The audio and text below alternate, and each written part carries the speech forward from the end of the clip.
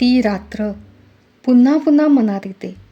त्या रात्रीविषयी मुग्ध राहावे, काही काही सांगू नये. महापुरात प्रवाहाच्या उलट पोहण्यात पुरुषार्थ असतो. त्या प्रवाहात वाहून जाण्यात कसला पराक्रम आहे. त्या वाहण्याचे वर्णन करण्यात तरी कोणता आनंद आहे. त्या रात्री जे घडलं ते स्वाभाविक असेल. प्रत्येक रात्री जगात असे ते घडले असते. प्रत्येक रात्री जगात ते घडले असेल, घडत असेल, घडत राहील. पण काही काही गोष्टी कितीही नैसर्गिक असल्या तरी त्यांच्याविषयी बोलताना जीभ घुटमळते, मन ओशाळते, लज्जा आड येते. देवालयात देखील तरुणी आपल्या कंचुकीची गाठ सैल झाली आहे की काय हे आवर्जून पाहते. ते काय उगीच. पण मी माझी कहाणी जशी घडली तशी सांगणार आहे. मला अंतःकरण उघडे करायचे आहे.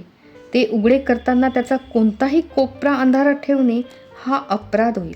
लज्जा हा सौंदर्याचा अलंकार आहे, सत्याचा नाही. सत्य हे नग्न असते. नुकत्याच जन्माला आलेल्या बालकाप्रमाणे असते ते तसे असावेच लागते.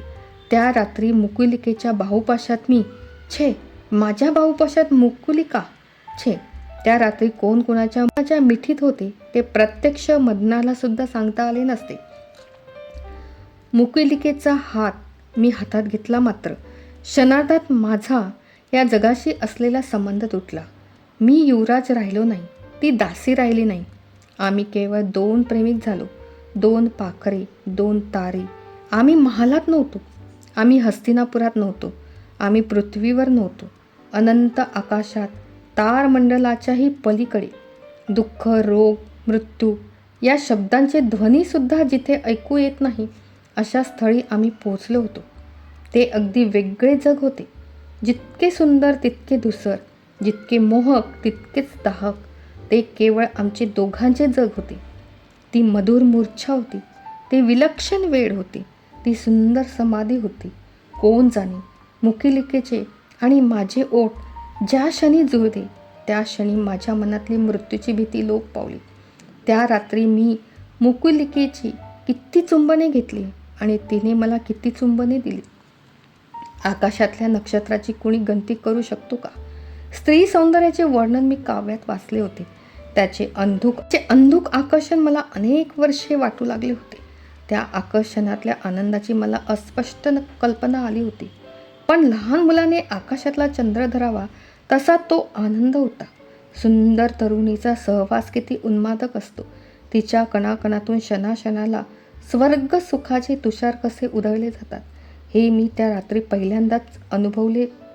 अगदी धुंद होऊन गेलो मी. जागा झालो पक्ष्यांच्या किलबिलाटाने. मी डोळे उघडून समोरच्या खिडकीतून पाहिले. पूर्वेच्या महाद्वारातून सूर्याचा रथ वेगाने बाहेर पडत होता. त्याच्या चाकाने उडवलेली सोनेरी धूळ किती मोहक दिसत होती. मी मंचकावर उठून बसलो. या शय्येवर रात्री किती व्याकुळ मनस्थितीत मी येऊन पडलो होतो. तीच शय्या, तोच महाल, त्याच भिंती, तोच मंचक, खिडकीतून दिसणाऱ्या त्याच वृक्षवेली. एका रात्री जणू काही त्यांचा पुनर्जन्म झाला होता.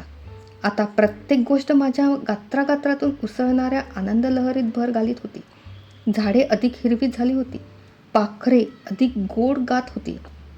महालांच्या भिंती सृष्टीतले अत्यंत अद्भुत रहस्य पाहिल्याच्या आनंदात एकमेकींकडे डोळे मिचकावून पाहत होत्या. मी जागा झालो आहे की नाही ते पाहण्याकरता मुकुलिका दार उघडून आत आली. जवळ येऊन तिने विचारले, रात्री चांगली झोप लागली ना. ती किंचित लाजेल, माझ्याकडे पाहताना क्षणभर गोंधळून जाईल असे मला वाटले होते. पण ती शांतपणे सर्व व्यवहार करीत होती. जणू रात्री काही घडले नव्हते. जे घडले ते एक स्वप्न होते. जागेपणी स्वप्नाचा काय उपयोग आहे. मुकुलिका किती अभिनयानिपुण नटी होती. रात्री तिने प्रेयसीची भूमिका केली होती, पण आता ती तिच्यातच कुशलतेने दासीची भूमिका करीत होती. तिच्या प्रश्नाला काय उत्तर द्यावे ते मला कळेना. ती गालातल्या गालात हसली. पापण्यांची मोठी गोड चाळवा करीत तिने माझ्याकडे एक कटाक्ष फेकला. प्रक्षालनाचे साहित्य आणण्याकरता ती बाहेर जाऊ लागली. तिची पाठमोरी आकृती पाहता पाहता स्मृती जागृत झाल्या. न कळत माझ्या तोंडून शब्द गेला, मुकुलिके. ती थांबली. तिने किंचित मुरडत वळून पाहिले. मग ती लगबगीने परत आली. मंचकाजवळ येऊन तिने विचारले, मला हाक मारली युवराजांनी? मी तिला हाक मारली होती, पण कशासाठी माझे मलाच ठाऊक नव्हते. मी स्तब्ध राहिलो. लगेच हात जोडून मृदू स्वराने ती म्हणाली, काही चुकलं का माझ्या हातून? चूक तुझी नाही, माझी आहे. तू आत येताच तुला ओढून अशी जवळ बसवायला हवं होतं मी. ते सोडून तुला दासीची कामं करायला लावणं, हे असे काहीतरी बोलावेसे वाटले मला. पण ते अगदी आतल्या मनाला बाह्यता मी मुकाच राहिलो. माझ्या मौनाचे तिला कोडे पडले. ती किंचित कातर स्वराने उद्गारली, दासीचा राग आलाय महाराजांना?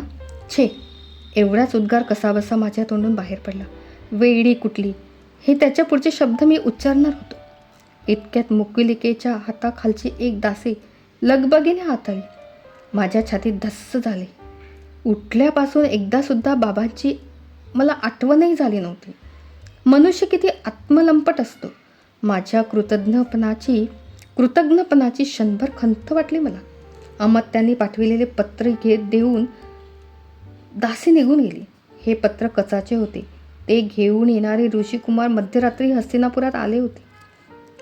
युवराज, आपल्या पाठोपाठ मलाही आश्रम सोडून जावं लागत आहे. आपण सर्वांनी मिळून शांतियज्ञ पार पाडला, पण त्या यज्ञाच्या पवित्र कुंडातल्या अग्नीचं विधीपूर्वक विसर्जन होण्याच्या आधीच देवदैत्यांच्या युद्धाचा वणवा भडकला आहे. दैत्यगुरु शुक्राचार्य यांनी संजीवनी विद्या संपादन केल्याचं इथं आपण ऐकलंच होतं. त्या विद्येच्या बळावर रणांगणात मारल्या जाणाऱ्या राक्षस सैनिकांना ते पुन्हा पुन्हा जिवंत करीत आहे. आपला पराभव आता अटळ आहे. या भावनेने देव हताश होऊन गेले आहे. काय करावे कुणालाच कळत नाही. युद्ध ते 2 व्यक्तीतलं असो, 2 जातीतलं असो अथवा 2 शक्तीतलं असो, मला नेहमीच निंद्य आणि निषेधार्थ वाटलं आहे. आदिशक्तीनं निर्माण केलेलं हे सुंदर विश्व किती विशाल आणि संपन्न आहे. त्यात प्रत्येकाला जगता येणार नाही का? माझ्यासारख्या वेड्यांचं हे स्वप्न कधी काळी खरं होणार आहे की नाही, कुणाला ठाऊक. आज तरी हा विचार म्हणजे केवळ स्वप्नरंजन आहे.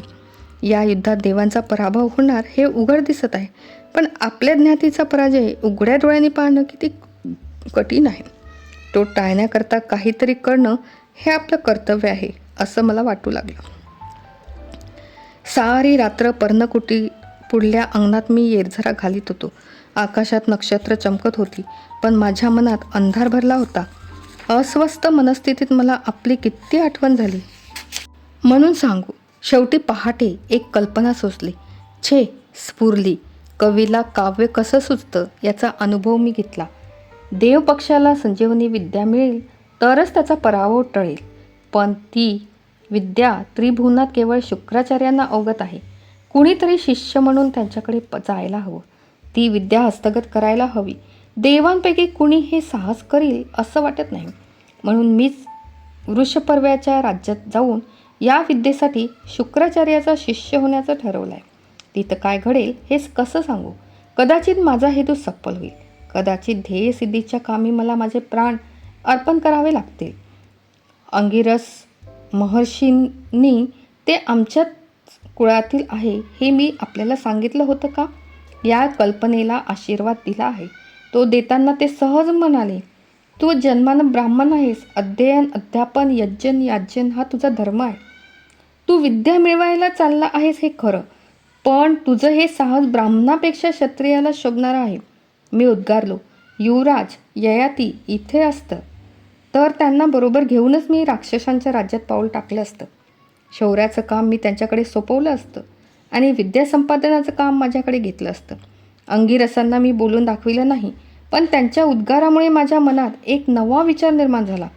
प्रत्येक वर्णाने इतर वर्णाचे गुण आत्मसात करण्यात कोणती हानी आहे? अनेक नद्यांचे पाणी एकत्रित करूनच आपण आराध्य देवतेला अभिषेक करीत असतो. युवराज, शांतियज्ञाच्या निमित्तानं आपण जवळ आलो. समवयस्कामध्ये मैत्री लवकर होते, त्यामुळे आपला स्नेह जडला. आपली प्रेमळ स्मृती माझ्या मनात सदैव जागृत राहिली. संजीवनी विद्या मिळवून मी सुखरूप परत आलो तर केव्हा ना केव्हा आपल्या भेटीचा योग येईलच. काही ग्रहांची युती अल्प काळानं होते, काहींची दीर्घ काळानं होते. आपणा दोघांची भेट केव्हा होईल हे आज सांगवत नाही, पण ती निश्चित होईल आणि त्यावेळी धर्माचा जगात जे जे मंगल असेल त्याचा पुरस्कार करणारा एक पुण्यश्लोक राजा म्हणून माझ्या मित्राला मी कडकडून मिठी मारू शकेल. अशा सुखा स्वप्नात मी आज आहे. अधिक काय लिहू? वेदसुद्धा हृदयभावना व्यक्त करताना अपुरे पडतात. आचार्याचे आपल्याला अनेक आशीर्वाद. हो, एक गोष्ट लिहायची राहिलीच. आपली ती चिमुरडी, एक फुलं दोघांना कसं द्यावं म्हणून गोंधळलेली गोड मुलगी. मी आश्रम सोडून जाणार म्हणून ती ओक्साबोक्शी रडत आहे. तिच्या वेलीवर फुलं फुललेली आहेत. त्याचं कौतुक आता कोण करणार? म्हणून ती काळजीत पडली आहे. मी तिला सांगितले आहे की युवराज पुन्हा लवकरच तुझ्यासाठी आश्रमात येतील. नुसती तुझी फुलं पाहायला नाही, तर त्यांचा वास घ्यायला सुद्धा.